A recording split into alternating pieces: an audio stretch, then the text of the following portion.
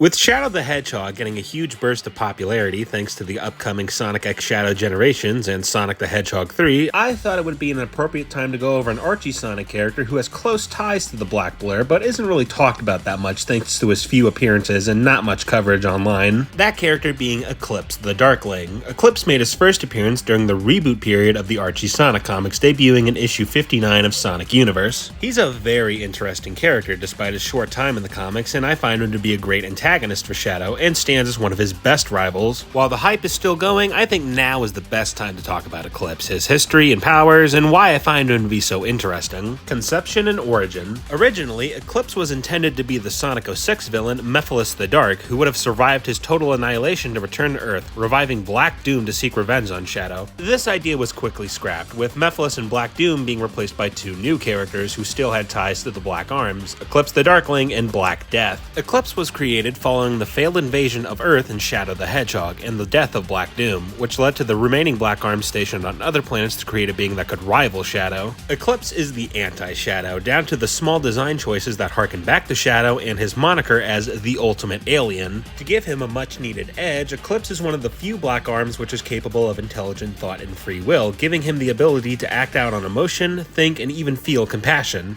Make no mistake though, he's ride or die for the Black Arms and sees any creature not related to them as food and fodder for the forces. As I mentioned earlier, Eclipse made his first appearance in issue 59 of Sonic Universe in the arc titled Shadowfall.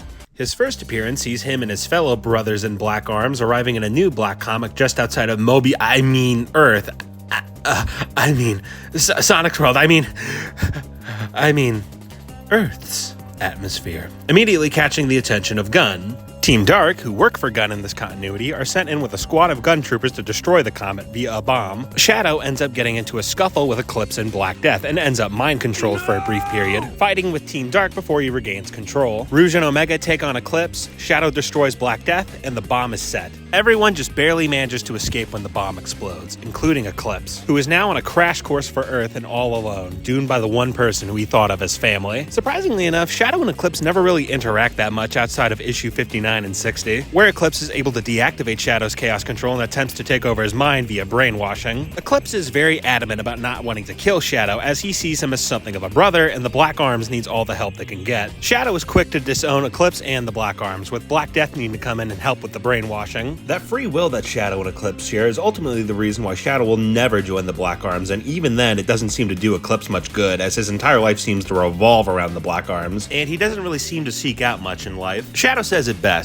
they're protecting a hive mind race with no real thoughts or desires of their own. They're basically just a bunch of fleshy robots designed to help their masters. Another key difference between Eclipse and Shadow is that Eclipse is rather naive and a lot more openly caring for his allies. He's much more prone to goofy behavior. He openly mourns for Black Death and the Black Arms when they get destroyed, acts like a pet owner when the Dark Arms, we'll get to them, hatch out of their eggs, and even after his entire race gets genocided, he still holds his hand out for Shadow, wishing to fight side by side with him to crush the puny humans. It's a somewhat loose comparison, but Eclipse's origin in this arc sort of mirrors that of Shadow's, with a group of angry gun soldiers storming a space station to wipe out whatever's inside. The key difference here being that Shadow had good influences such as Maria and Gerald, whereas Eclipse had a dude named Black Death and a bunch of mindless monsters to hang around with. It's honestly tragic because in a way it's not really Eclipse's fault that he turned out this way. He just had a horrible environment to pop into and shape his worldviews. Eclipse would arrive on Earth during the next arc, the Great Chaotix Caper, which doesn't focus on him and only sets him up for the next arc, so I'm going to skip it. Give it a read though. Knuckles fights Dark Eye monsters in Pumpkin Hill with the Chaotix and the Hooligans tagging along. For this segment though, I'm going to be talking about Eclipse's powers and abilities. Eclipse seems to have somewhat similar abilities to Shadow, such as enhanced stamina, strength, and speed, though from the few fights we see of him in his base form, he doesn't really stack up to Shadow. Eclipse instead relies on his other abilities such as brainwashing, chaos control, and the ability to block Shadow's chaos control. When this isn't enough, Eclipse has the ability to transform into a hulking monster, which greatly enhances his strength and durability and can easily crush Shadow. So much so that Shadow needs to use the Master Emerald just to get a boost on his chaos abilities to beat Eclipse in this form. It is, however, at the cost of needing a bunch bunch of stamina to keep it going, with Omega being able to tire him out so Eclipse can return to his normal form. Eclipse also has access to the abilities of the Dark Arms, a subbreed of the Black Arms that were created from the harvesting of Wisp, the little alien guys from Sonic Colors. Apparently, they're just babies when we first see them, and they're meant to grow up into full Black Arm soldiers to take over the Earth. Really cool to have some of Sonic's space lore tied together in a cool way. To get back on topic though, they just function like normal Wisps and confuse with Eclipse to give him enhanced abilities, such as Armor, which makes him incredibly durable to the point that he can take Omega's fire point blank. Wing, which gives Eclipse the ability to fly at such high speeds that Rouge can't even keep up.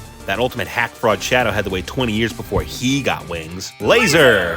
Which just gives him a laser, that's it. And the Sonic Cannon, which gives him the ability to fire Sonic Blast, which can incapacitate targets such as Shadow and Knuckles. These little guys make their first proper appearance in the second Eclipse arc, titled Total Eclipse. The escape shuttle that Eclipse was inside crash lands on Angel Island in the Red Mountain area, where he hides out to protect the Dark Arms, biding his time until he can strike. His presence is immediately noticed when one of Knuckles' friends, Relic the Pika, finds a red fruit tree growing in Mushroom Hill Zone, a plant that's 100% alien to the island. Team Dark soon arrive on the island, with Snively, he's here too, after the Arc sensors reveal where Eclipse's escape ship had landed. They plan on just destroying Eclipse, working together with Knuckles to hunt him down. Eclipse makes plans to steal the Master Emerald after overhearing a conversation from Knuckles and Rouge, making one failed attempt against Shadow and another successful attempt against Rouge and Omega, thanks to the Dark Arms and Shadow and Knuckles duking it out over the Master Emerald. Since Team Dark sees it as unsafe to keep the Emerald on the island while Eclipse is around, and they want to lock it in a gun vault. Shadow and Knuckles team up to take down Eclipse, but this ultimately results in Knuckles breaking the Master Emerald to keep it out of everyone's hands until he can recollect the pieces. Eclipse takes down Shadow and Knuckles with his Sonic Cannon and escapes on a gunship that Team Dark arrived on, crash landing in a swamp where he broods over his failure. Eclipse gets a lot more time to shine as an antagonist here, with his mere presence igniting conflict between Team Dark and Knuckles. Shadow almost starts teetering on obsessive when it comes to destroying Eclipse, putting Knuckles' livelihood at risk and beginning to see illusions of Eclipse taunting him, even when it seems that Eclipse is busy with other things. No, seriously, the contrast between these two scenes is pretty funny. I am festering in your mind, Shadow. I will not stop until my influence is gnawing at your brain like maggots to a corpse. Oh, my little babies. Oh, I gotta make sure they're okay. Oh, my sweet little babies. Oh, are you guys okay? Oh, you're safe. Oh, thank goodness. I'm so happy. Oh, my goodness. Why do they have to make the genocidal evil aliens so adorable? Eclipse's fight scenes are a lot more fleshed out and a lot more violent thanks to the always awesome Tracy Yardley penciling this arc. He rips out Omega's innards, body slams Shadow into the steps of the Master Emerald Shrine, and even dislocates Rouge's arm. He's a nasty dude and he revels in the pain and suffering of others, thinking that the death and destruction of entire planets is just another plus for the Black Arms. This looks important.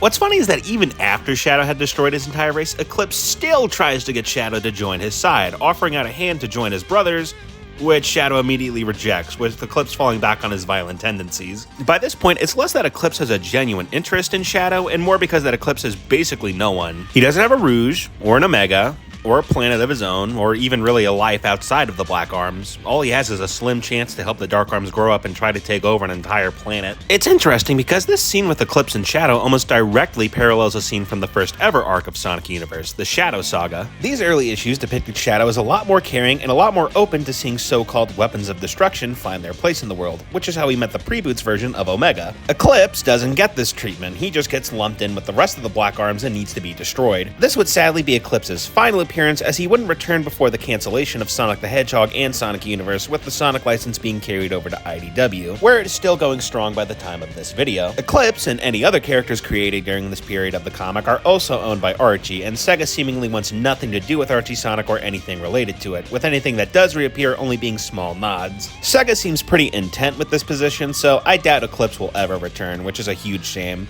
Since the video's almost over, I think I might as well go over why I think Eclipse is my favorite of the Shadow villains. I'd say that Shadow has 4 villains from the series that he can call his own: Black Doom, Mephiles, Infinite, and Eclipse, and I think Eclipse is easily the best of the bunch. Black Doom simply lacks depth, and it's okay for your villains not to be super detailed or sympathetic. He's meant to be a literal devil on Shadow's shoulder, coercing him into doing bad things to aid the Black Arms. It's just often at times it's a bit of a stretch that Shadow would even work with someone so blatantly evil, and the Black Arms themselves aren't really super interesting. They were just simple evil aliens that were forced onto Shadow's backstory when he really didn't need an explanation for why he had so many powers. Mephiles I really don't have that many big complaints about. He's intimidating, creepy, and always fun to watch. It's just that the story he's from isn't exactly all that great, and he's mostly just remembered for moments in presentation rather than being the antagonist in a really good overarching story. While Infinite is arguably barely a Shadow villain outside of the Sonic Forces episode Shadow DLC, which feels disconnected from the main plot anyway, his turn to Infinite did involve Shadow in some form with the destruction of his squad and his pride, where he retaliated by defeating Omega and attempting to torture Shadow with illusions, which were red cubes and slightly creepy dialogue. Not that interesting, I'm afraid. Now, let's look how Eclipse did it. Pulling up old memories, creepy bug faces, and visions of ghosts, on top of illusions that Eclipse doesn't even need to make himself? Now we're talking. Eclipse was Infinite before Infinite, and he did a much better job at being a villain since he actually had time to be fleshed out and work for Shadow's character. His relationship and how he tied back to Shadow is very clear-cut. Shadow was created with the help of the Black Arms to destroy Earth, he betrays them, so the Black Arms retaliate by making their own ultimate life form with Eclipse. He enhances what were kind of a basic group of characters and offers some interesting parallels with Shadow. While he probably won't ever return, I do hope that this video encourages you to check out some of Eclipse's story arcs and see what a cool character he is, on top of his stories just being fun adventure romps with Shadow and Knuckles. That'll be Sonic Universe issues 59 through 70, and as always, I can't actually tell you how to read these comics outside of hunting them down physically, but just look around online, I'm sure you'll find something. I hope you guys enjoyed the video, and I hope you enjoy playing Shadow Generations next week. Have a good one.